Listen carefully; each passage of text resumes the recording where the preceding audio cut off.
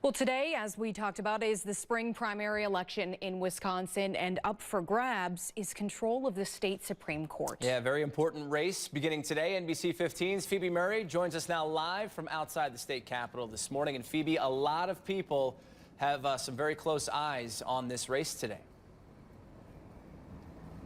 That's right, Tim and Aaron. This race is being watched nationally because depending on the outcome, the ideological makeup of the court could change. But this primary is only the first of two voting rounds, and four candidates are vying for that seat. Dan Kelly, Jennifer Darrow, Everett Mitchell, and Janet Protasewicz. Though the court is technically nonpartisan, conservatives on the bench hold a 4-3 majority. But with conservative Justice Pat Rogansack retiring, that majority now hangs in the balance. Political analyst and professor at UW-Madison, Mike Wagner, says there's a potential for a seismic shift in the interpretation of state law.